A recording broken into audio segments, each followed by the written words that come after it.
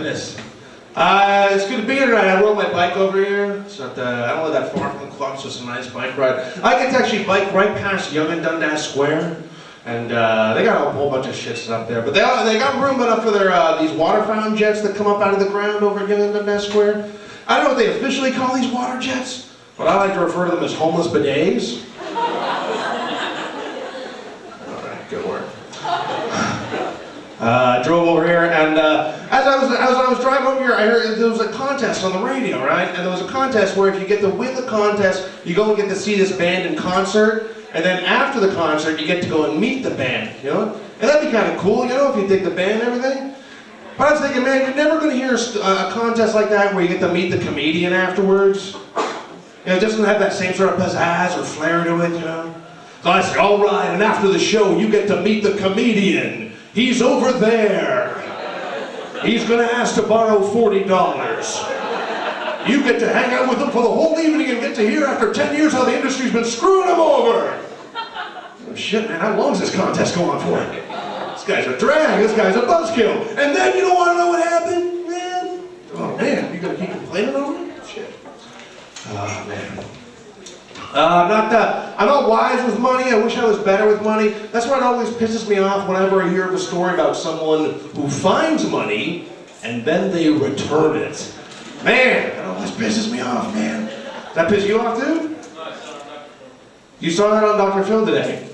Well, it is nice. I did see that too, but that's not the fucking point. That's not the story. We're not going to fucking chat about Dr. Phil. I can't believe I opened it up and I watched a bit of Dr. Phil today. Well, my story was, there was a woman, right? She was walking up Kingston Road, and she sees in the middle of the road this brown paper bag, like an anonymous brown paper bag, just left right in the middle of the road, right? And then she said, like most people, if you see a brown paper bag in the middle of the road, you gotta go check out what's inside of it. Could be dog shit, could be chicken wings, who knows? It's like a little surprise loot bag, who knows what's in it, right? So what does she find in it? She finds $40,000. 40 grand, man, in a brown paper bag, nobody's name on it, so what does she do? She just walks into the nearest bank and gives it to them. I know, no questions asked, you know? It's like around Christmas time, who doesn't need money at Christmas time, right? So she just gives it to them, right? And so she gets the front page of the Toronto Sun for doing this Good Samaritan horse shit. So I'm reading this article about her, and she says that she wouldn't feel right spending the money because it's not hers. Oh, what a sweet lady, huh? So then I read a little bit further, and then it says that she's on welfare. Well, that money's not yours either. If you think about it, that's a bit of my money, a bit of that guy's money, a bit of her money, a bit of everybody's money. It ain't yours either. Oh man, it's getting harder and harder to live in Toronto. We're always in fear of the gun, man. We had the year of the gun, and I think as far as like people getting shot and killed, I think more people have been getting shot and killed in Toronto than Afghanistan in the last 2 years, man. Fucking scary, man. And you know that they found someone on New Year's Day about a year ago, like shot in the back of their head, execution style, in their car in a parking lot. They found the guy on New Year's Day, right? Now let's say, this poses a good question, right? Okay, what's your name, sir? What's your name? Kevin? Alright, Kevin, right? Doesn't matter, I'll still go on with what I was talking about. But Kevin, let's say you had to shoot someone, right? Let's say if it was like a really good cause, like it was for charity or something like that. You had to shoot someone, right?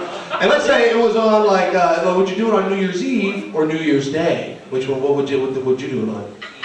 You do it on New Year's Eve? Alright, that's cool. I would do it on New Year's Eve too. I would shoot the guy on New Year's Eve, and then my New Year's resolution would be not to shoot anybody.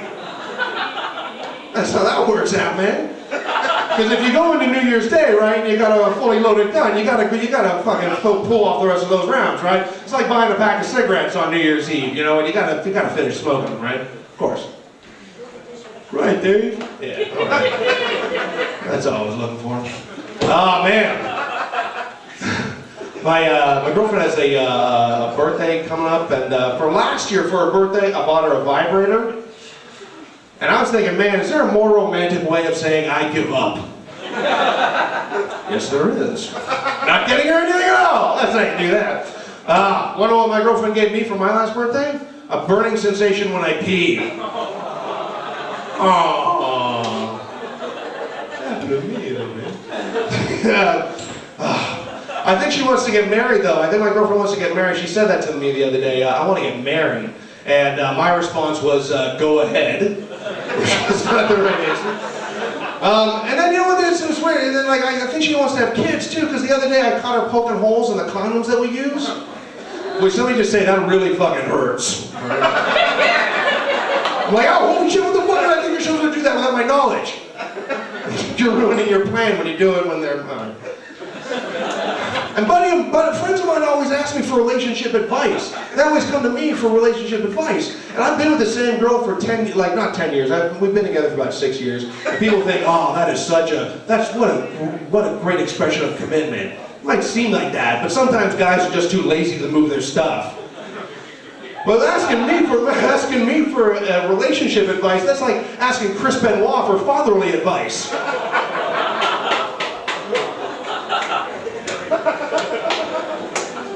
That's like getting your adopted Chinese baby to learn how to sing, I've been working on the railroad.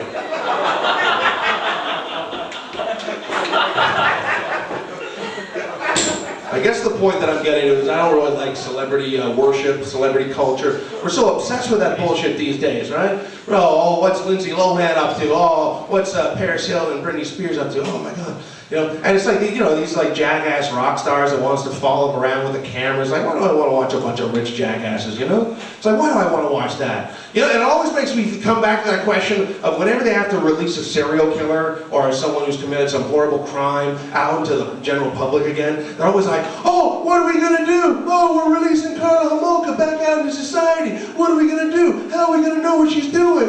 You know what we fucking do? We put them on reality TV. That's what we do.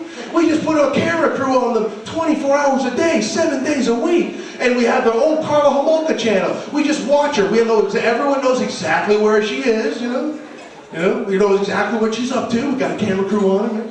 And, because really think about it, man. Who do you want to watch and walk around and buy groceries, right? Do you want to watch Gene Simmons and Shannon Tweed walk around a fucking supermarket buying groceries? Or do you want to watch Robert Pickton buy groceries? That would be fucking, holy shit, oh look, Robert Pickton buys the same kind of Pop-Tarts as I do. I eat the same kind of granola as the guy that killed 60 hookers. Oh my God. I just got some very good news a little while ago. It turns out Catholic priests are very big fans of my comedy career.